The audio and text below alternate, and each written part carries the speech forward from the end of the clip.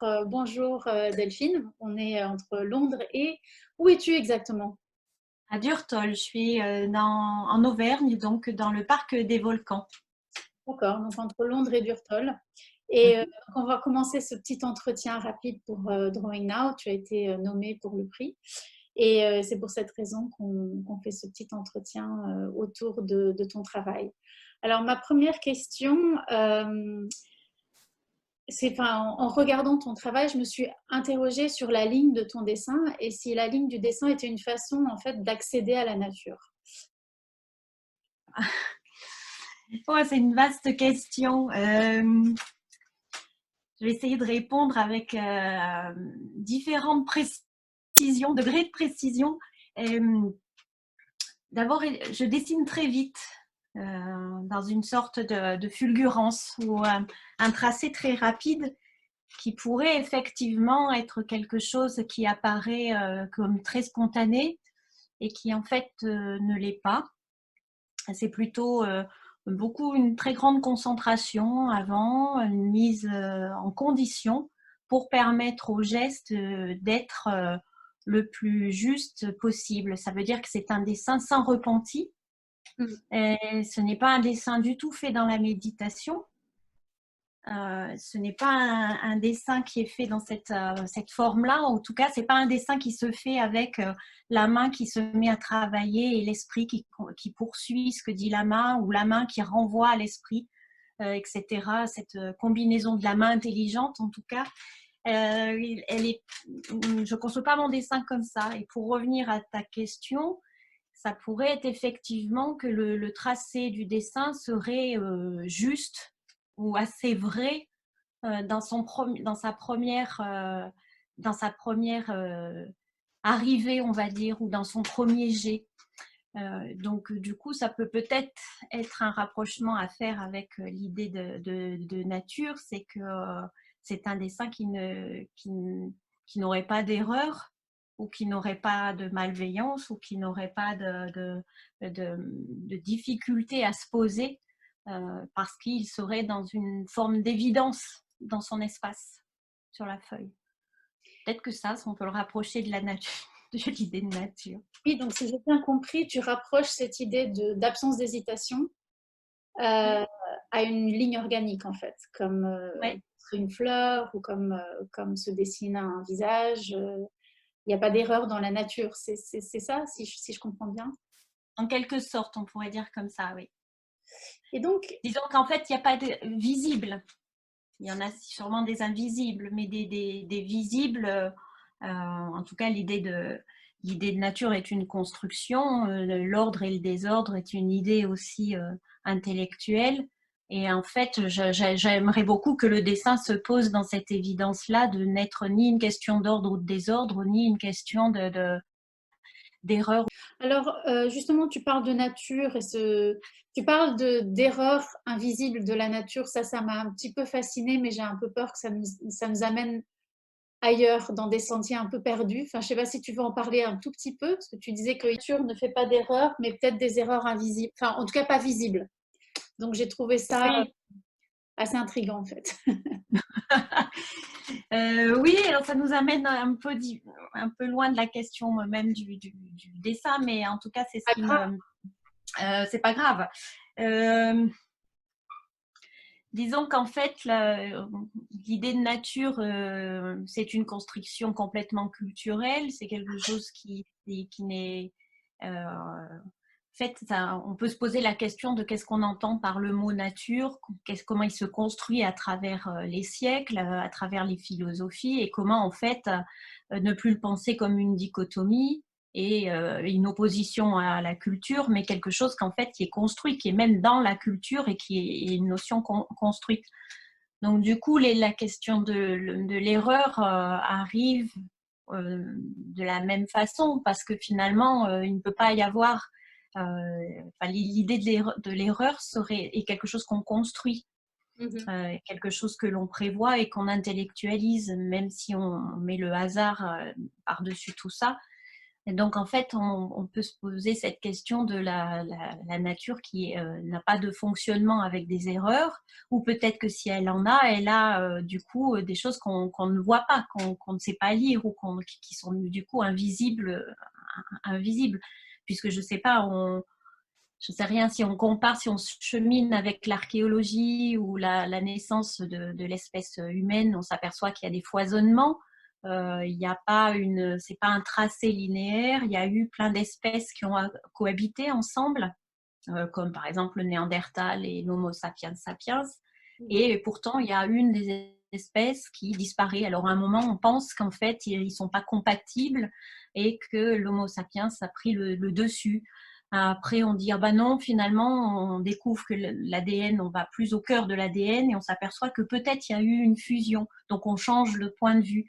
Donc, ceci, c'est fait partie peut-être de cet invisible de la nature qui, chaque fois, nous apprend qu'en fait, il faudrait redéplacer nos notions philosophiques, ou redéplacer l'histoire qu'on fabrique, les images qu'on fabrique dans notre histoire, parce que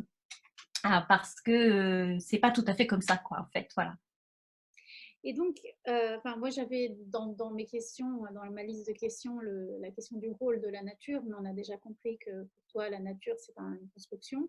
Tu entends la notion même de nature comme une forme d'intellectualisation de la vie, en fait, Ouais.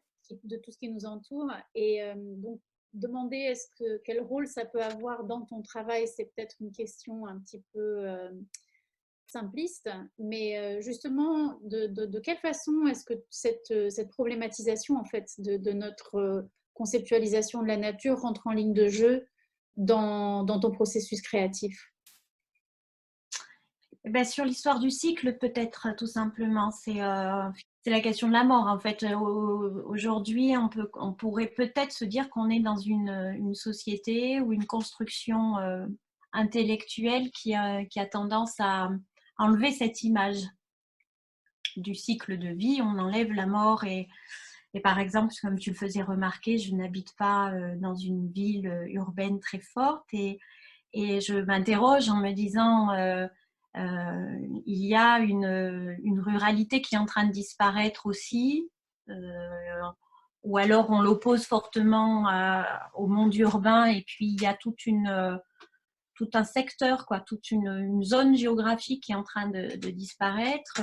La médecine, tout ce qui nous entoure ou les façons qu'on a de gérer ça ont plutôt tendance à nous dire qu'on ne va pas vieillir, qu'on va pouvoir lutter contre le vieillissement, la mort, etc. Alors avec ce qui nous arrive aujourd'hui, l'image nous revient un petit peu en pleine tête, mais justement, je pense que la problématique est de vivre sans image, ou en fait, comme peut-être que Pascal Quignard, moi je trouve le dit très bien, c'est qu'on vit avec des images manquantes, et ces images manquantes, elles constituent notre discours. Elles fabriquent ce qu'on est et notre façon d'être, et on en a besoin. Or, ces images n'étaient même plus devenues des images manquantes, elles étaient des images où on luttait contre, on disait non, on peut, nous ne vieillirons plus, la planète, on va la sauver, on va aller ailleurs, la mort n'existe plus. Et en fait, d'enlever cette image est pour moi quelque chose de problématique, un vrai problème. Et de fait, ça commence aussi vachement avec l'animal, ou par exemple les abattoirs, tout ce qui constitue ce cycle de vie et de mort des élevages, l'abattoir, etc. Et effectivement, enlever nos circuits, et enlever en tout cas du circuit urbain, par exemple.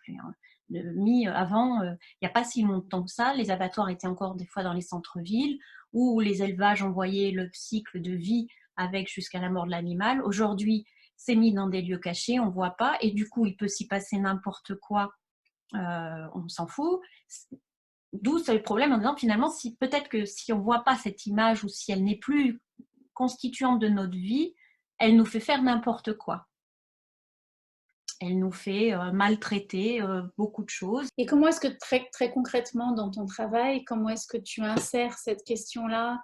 Bon, je pense évidemment à la présence des animaux empaillés, Oui.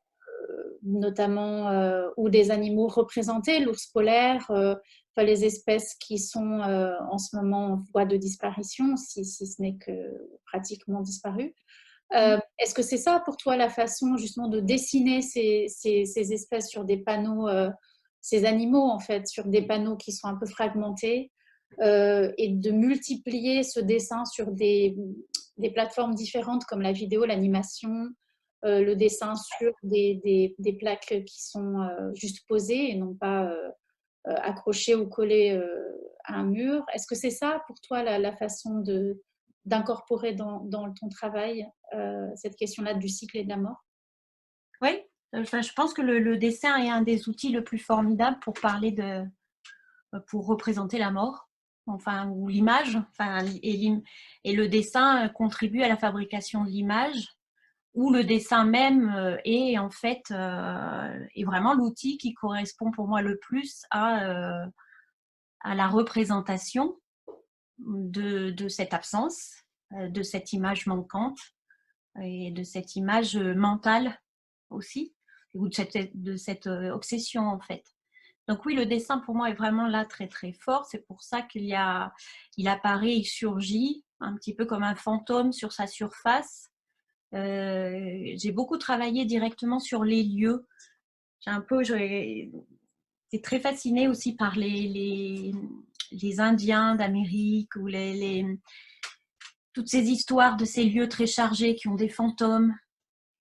Et bien, j'en suis persuadée en fait, au sens, alors pas du tout au sens naïf, c'est que je crois, c'est une phrase de Joyce qui est très belle, c'est que les lieux se souviennent des événements. Mm. Voilà, non, Ulysse, ben voilà, c'est effectivement ça. Je crois que les strates, on est sur des strates, on est dans des histoires, on est dans des sensations, on a des perceptions, qu'il n'y a pas que l'intelligence qui nous permet de connaître les choses, il y a aussi nos sensations, les perceptions, et qu'en fait, c'est un peu les liens de toutes ces choses qui nous traversent, qui constituent aussi les récits, les mythes et qui les fabriquent, qu'on a une perception et on a un rapport au monde. Et qu'en fait les lieux sont importants pour ça. Et donc beaucoup j'ai développé le dessin au départ dans ces histoires-là où j'avais l'impression de faire remonter les fantômes en fait d'un lieu. Donc j'ai beaucoup travaillé dans des lieux très chargés et j'aime beaucoup en fait ça, dans des lieux. Là je suis en train de travailler sur un barrage hydraulique. Oui, oui, Effectivement, c'est voilà. Donc j'avais plus un problème sur la feuille blanche oui, oui, dans parce que le dessin. ma C'était plus question maintenant, c'était ça, c'était comment, enfin, comment articuler justement cette expérience du lieu avec ensuite un processus de dessin ou ouais, quelle est ta méthode en fait? C'est ça que je me. ouais, du coup, il y avait une articulation à trouver qui était que, d'abord, pendant très longtemps, j'ai cru que je ne savais pas dessiner ou que je dessinais très mal. Donc, je ne dessinais pas et je faisais ce qu'on appelle des installations, même s'il y avait déjà de l'animation depuis, ça fait 15 ans, tu vois. Même s'il y avait ça, je ne considérais pas la question du dessin, je ne me considérais pas comme dessinatrice.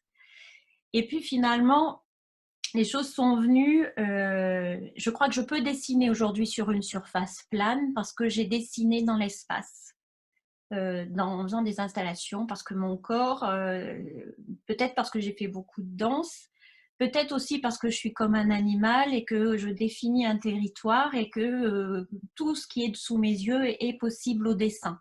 Donc, je travaille sans problème de taille, d'échelle, enfin ça, sans peur. Et par contre, la feuille blanche demandait une intellectualisation différente de l'approche du dessin qui m'a longtemps posé un problème. Et je suis revenue pour ça à l'histoire de la matière, c'est-à-dire que la feuille est une matière. Là, je rejoins pas mal de choses aussi par rapport au Moyen-Âge, tu vois, des choses qui me fascinent aussi là-dessus, comment le support et l'image sont ensemble, définissent quelque chose. Et là, je retrouve cette idée du lieu. Donc, si la matière est quelque chose, elle peut être aussi le vide, puisque le vide n'est pas une absence, mais une présence. Donc, du coup, je suis arrivée à m'exprimer par le dessin sur un support plat, un 2D, par cette approche finalement du lieu et du travail que je développe énormément dans l'espace. Et de là, je suis passée à aujourd'hui ce qui aurait été présenté au Salon du dessin sur des grandes planches de bois, où finalement le bois est très bavard, a des veines. Il vient un peu, cette planche, c'est un peu une représentation abstraite aussi d'une nature, géométrique, sur lequel du coup le dessin revient comme un fantôme, lui aussi, perturber la lecture et offrir une autre type de narration. Donc, Et puis, ça redonne un poids. j'ai l'impression que tu es une de ces artistes en fait pour lesquels le dessin n'est pas un processus d'introspection. Tu n'es pas isolé quand tu dessines. J'ai l'impression que tu es en communauté. Est-ce que je me trompe? Non, je pense pas. En fait, la pratique peut être solitaire parce que quand on dessine, c'est toujours plus simple d'être tout seul qu'avec du monde, ça c'est certain. D'accord. Mais ça, c'est juste ça, c'est vraiment le côté technique, quoi, pour être dans le dessin. Mais en fait, le moment du dessin se fabrique par effectivement toutes les histoires que je vais me fabriquer avec le lieu, la matière, les récits dans lesquels je suis en train de travailler, les photos, les images, les gens que je rencontre, parce que j'aime bien rencontrer des gens, discuter de plein de choses. Effectivement, c'est pas du tout. Je suis très poreuse, on Et va est-ce que dire. tu considères plutôt quelqu'un qui a dont le travail créatif se mêle un petit peu au travail historique ou archéologique, ou est-ce que tu te vois plutôt bon, tu te vois animal, ça c'est sûr. Je pense que ça, on l'a établi assez rapidement. Mais est-ce que tu te vois comme une activiste aussi quel est le rôle de l'art en fait dans ces questions justement si contemporaines en fait, de la nature et de l'écologie?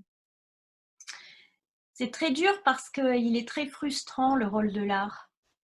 La vraie action politique, c'est de faire des choses pour sa commune, pour là où on vit, etc. L'action politique dans l'art, elle ne va toucher que les gens qui vont venir voir. Donc, il y a de vivre... en fait, c'est déjà, il faut vivre avec beaucoup d'ambiguïté, quoi. C'est ça le truc, avec beaucoup de paradoxes et d'ambiguïté. Et je trouve que justement la question que tu poses, elle est vraiment là-dedans aussi. C'est-à-dire, je ne peux pas me cacher derrière un discours écologique en disant j'aime la nature, c'est super, je fais des trucs, regardez, les ours disparaissent. Ça serait assez ridicule et naïf de croire que ce discours-là va changer quelque chose. Ne rien dire serait aussi un problème parce que ça pourrait paraître lâche ou n'importe, mais en même temps, la vraie action se situe aussi ailleurs. Ce que je pose moi dans le travail, c'est est-ce que je peux penser autrement les choses? Est-ce que je peux, comme dit Bachelard, penser contre mon cerveau?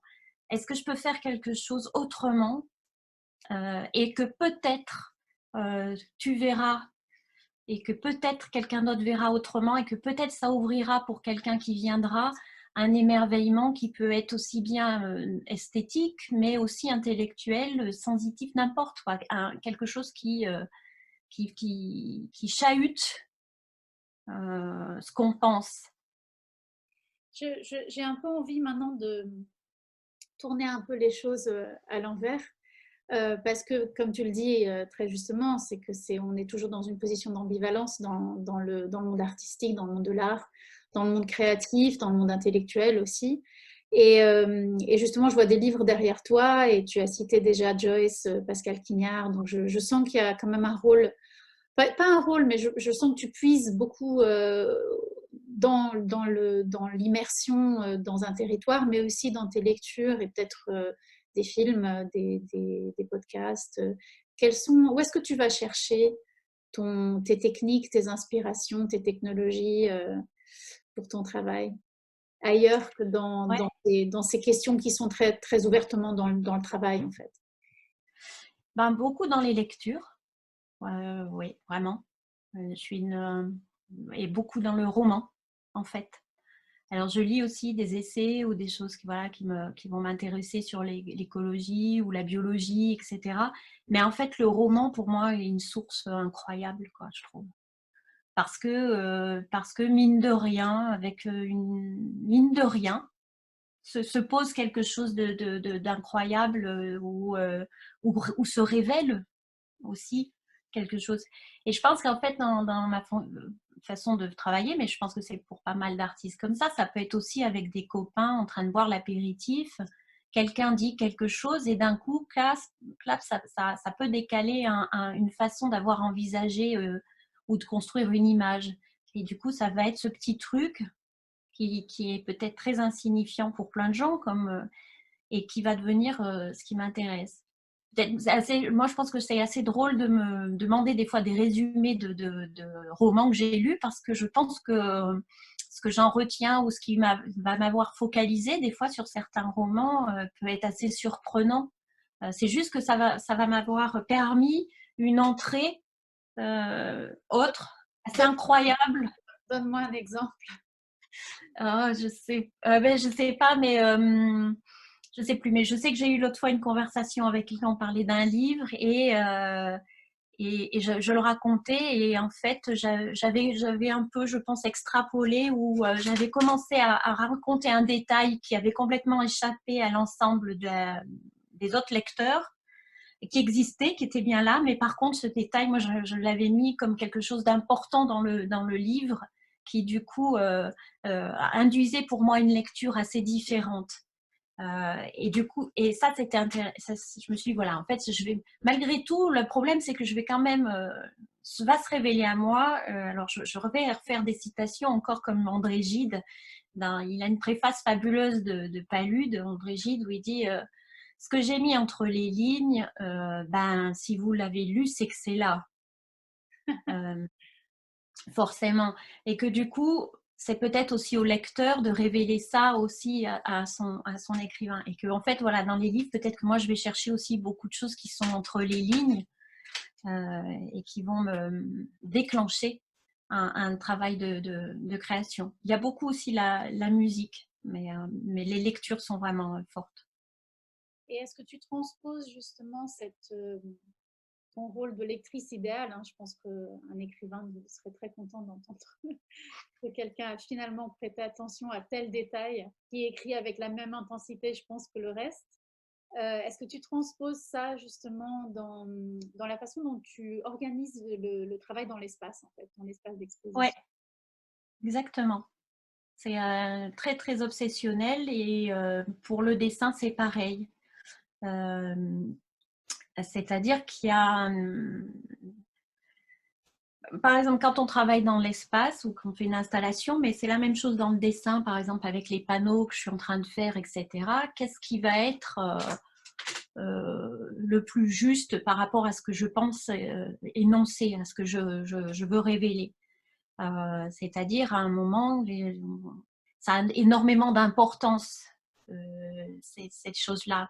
La teinte du bois, le sens, quel côté je prends, dans quel sens, etc. L'ours, est-ce qu'il faut qu'il ait plus ou moins de traits, pas compléter le dessin, que le dessin ne soit pas entier, qu'il y ait des absences du dessin, le fragment, tout ça devient effectivement très très important. Et dans l'espace, c'est pareil. Et je pense que quand on gère bien ça, c'est-à-dire que tous ces éléments sont pris en compte dans le travail, il ne peut y avoir après que des hasards heureux. C'est-à-dire on ne peut pas aller contre la matière ou contre le lieu. Il sera toujours plus fort. C'est comme Par contre, cette fameuse histoire du détail, en fait. Ça se trouve, ouais, quand il a écrit, c'était juste un moment technique pour passer à la vraie narration.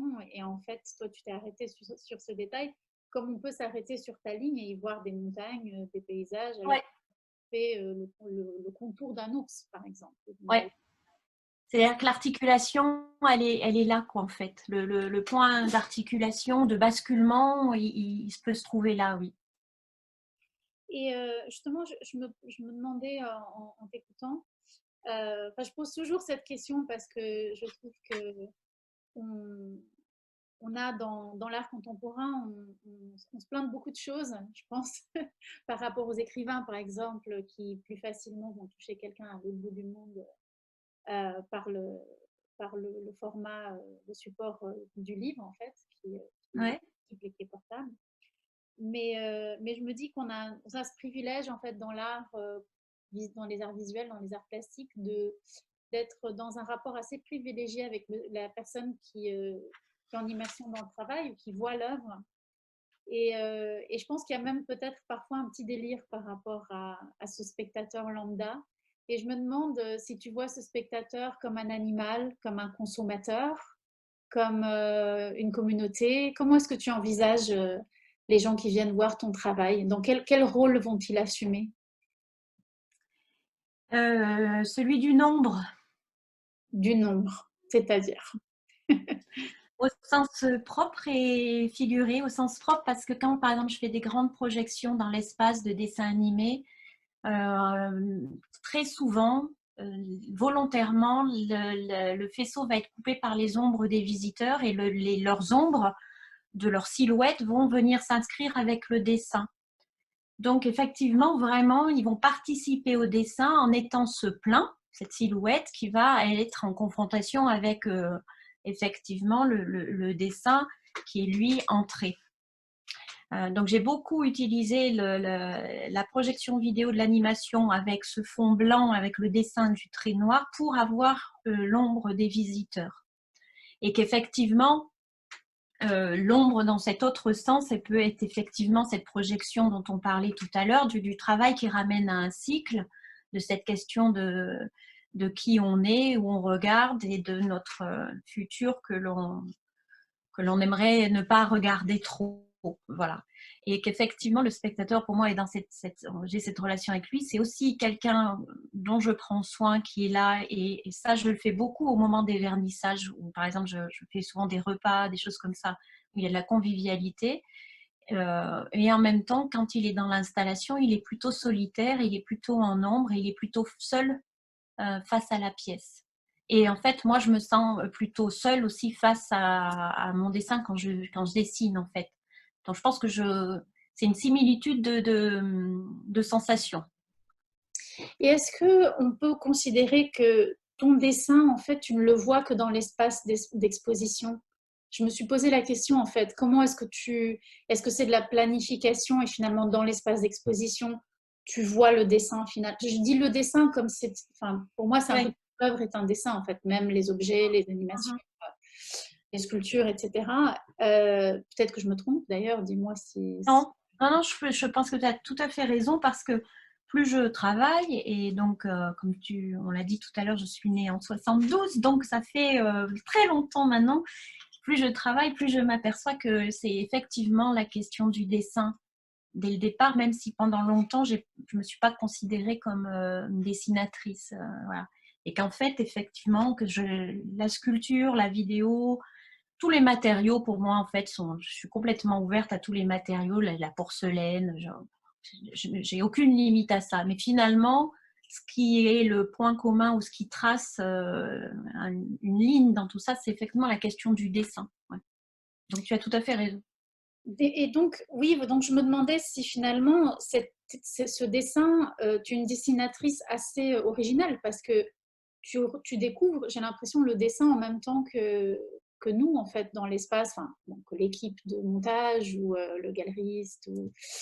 Parce que c'est une articulation entre différentes dimensions, en fait, de ce dessin. Oui, ouais, ouais. D'ailleurs, j'avais des soucis pour en parler des fois. C'est pour ça que j'avais fait beaucoup de carnets. Je fais beaucoup de collages Mm. ou de textes, des choses comme ça, où finalement, quand je travaille pour un musée, par exemple, quand j'avais travaillé pour les musées des Sables d'Olonne, j'ai fait des carnets qui racontaient ce qu'allait être l'installation, le travail. Et je n'ai pas fait du tout de croquis ou de maquettes des projets. Je raconte. Et je raconte par les mots parce que j'aime ça, j'aime le contact comme ça, mais je m'appuie sur des images, des collages que je fais, et puis je déroule comme ça mon carnet où j'explique un peu comment je vais faire telle et telle chose et comment elles vont se révéler.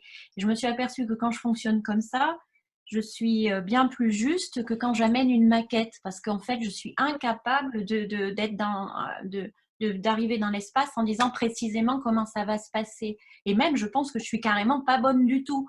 C'est-à-dire, je ne sais pas faire. Il faut que ce que j'arrive à faire, c'est à projeter une histoire et emballer les gens dans mon histoire avec des collages, des images, une rencontre, des choses comme ça, en faisant des images et en les portant par la parole, par le récit. Alors qu'en fait, je n'y arrive pas si je fais une projection parce que quand j'arrive sur le lieu ou quand j'ai rencontré les gens, je change. Je change. Ben je, il faut que je me concentre sur qu'est-ce que je dois donner à voir. Et ça, en fait, ça peut bouger parce que le lieu, quand je vais être sur le lieu, en travaillant sur le lieu, je vais m'apercevoir que ce détail du plafond ou telle chose, ou la rencontre avant, ou le fait d'avoir passé l'escalier, d'avoir marché dans le noir, et tout ça va faire que je vais complètement bouger ça. Et ça, tu peux faire toutes les maquettes du monde que tu veux. Enfin, en tout cas, moi, j'y arrive pas. Je peux pas le projeter sur une maquette. C'est vrai. Même Pour ça, j'aime bien, par exemple, l'idée de la préhistoire de gens comme Marc Azéma qui parlent d'une idée du site comme un film, en fait, avec la préhistoire qui serait en fait le désir de toute image. Pour lui, ce serait une image fixe, ce serait d'être une image en mouvement, et que le dessin est effectivement, tout désir de dessin est dans un désir de mouvement qui amène en fait à la déambulation, qui peut être du regard de manière très contemplative, mais qui peut être aussi physique. Qui est présence en fait dans ce sens-là, et qu'effectivement du coup les carnets me proposent ça, me permettent de raconter cette histoire et d'être plus en phase avec le lieu dans lequel je développe. Après, j'avais d'autres soucis. Hein. C'était que quand je ne suis pas dans un lieu, ce qu'on disait, mais sur une matière, par exemple, sur le papier ou sur le bois, c'était une autre approche. Et ça m'amène à te poser la question de la routine de travail, en fait. Parce qu'en effet, là, on parle de projet, on parle d'amener un dessin à exister dans un autre lieu. Je me demandais au quotidien, justement, quelle est ta routine de travail? Est-ce que tu as une forme de concentration particulière? Parce que tu parlais justement au tout début de ne pas envisager le dessin comme une forme de méditation, au contraire, que c'était plus actif chez toi. Donc, comment est-ce que tu travailles, en gros? Je travaille avec cette ambiguïté dont on parlait parce que le dessin animé que je fais est très très lent, puisqu'il me faut plus de 300 dessins pour une toute petite poignée de secondes d'animation. Donc c'est très lent, c'est très fastidieux, c'est même un peu laborieux, quoi, tu vois. Il faut dessiner, scanner, monter. Donc c'est bizarre parce qu'en même temps, sur la pratique d'atelier, d'abord pendant très longtemps, j'ai pas eu d'atelier. C'était juste mon bureau, des images. Et d'un coup, je vais, ce qu'on disait avec une certaine fulgurance, prendre des feuilles ou prendre des supports comme les bois et aller dessiner. Mais je vais attendre une sorte de révélation, dans le sens où je ne suis pas du tout quelqu'un qui va tous les jours à l'atelier et qui dessine un peu. Je ne suis pas du tout dans ce qu'on disait de la méditation, etc. Il va falloir que je sente une énergie assez forte et que je sois sûre de moi pour aller dessiner. Autrement, le reste du temps, eh ben, je glandouille, on va dire. Je lis, donc je lis beaucoup. Je vais me promener dans la forêt parce que j'habite à côté de la forêt. J'écoute de la musique. Je cuisine. Je fais plein d'autres choses pour attendre le moment. Est-ce que tu as une pratique d'écriture aussi? Oui, oui. Mais qui n'est pas mise à jour. Mais oui, j'ai une pratique d'écriture aussi, ouais. Ouais, En fait, dans mes lectures, je parlais beaucoup de romans, mais je lis aussi beaucoup de poésie, beaucoup de pièces de théâtre. J'aime beaucoup lire le théâtre. Et la pratique d'écriture que j'ai serait plutôt dans des formes de poésie en prose, on va dire. Voilà. J'avais une fois un petit texte qui avait été édité pour le Cairn à Digne-les-Bains, le centre d'art, pour le musée Gassendi. La personne qui m'invite, ou si la pièce est vendue, le carnet va des fois avec, et du coup, c'est la personne qui va avoir le carnet qui aura le texte. Voilà. Ah d'accord, donc tu associes quand même ces écritures, ces collages, etc. à une période, à une pièce particulière et ça en fait partie. Oui. Parce qu'en fait, une question que j'hésite à poser depuis tout à l'heure, parce que je n'ai pas eu cette impression en fait dans ton travail, mais peut-être que je me trompe, c'est la question du narratif en fait. Et j'ai pas Mhm. l'impression que le narratif y soit, si ce n'est que peut-être des techniques ou des impressions narratives, notamment cette question du silence et de la pause et du fragment. Mais maintenant, à t'écouter parler, je me dis peut-être que j'ai raté quelque chose et qu'il y a quelque chose de l'ordre du narratif, en fait, dans ton travail. Oui, moi je pense, ouais. Peut-être plus oui, du récit, on va dire, dans l'ensemble, mais qui est peut-être dans cette part du spectateur dont tu parlais finalement, dont on parlait tout à l'heure. Mm, C'est-à-dire, il y a tous les éléments d'un récit qui sont posés, mais il n'y a pas la narration. mm. Oui, voilà, Euh, tout à fait. Ouais, il y a les voilà. personnages, il y a des voix narratives Il y a, éventuelles ouais, qui viennent se coller, en fait, donc, finalement. ouais. En fait, tu souhaiterais peut-être que ton travail suscite du narratif plutôt que de Mhm. l'incorporer, en fait. Oui, Voilà, c'est ça. d'accord, ça y est, on y est arrivé. Les- je le fais pas, mais j'en propose les éléments et voilà. Mm. Et puis, finalement, bon, pour terminer, la question habituelle, qu'est-ce que ça t'a fait d'être nommé pour le prix Drawing Now? J'étais très touchée. D'abord, je m'y attendais pas. C'est Claire Gasto qui me l'a dit La galeriste? et la galerie, oui, parce que je ne savais pas et j'étais surprise et très touchée. Je me suis dit que c'était chouette, voilà, et Bah, nous, qu'en plus c'est une super. et très, très, voilà, un petit peu, nous sommes un petit peu dans une certaine forme de circonspection par rapport à la situation actuelle. Mais Mm. voilà, enfin, le prix est là et vous avez été nommé. On trouvera une solution à un moment donné, certainement.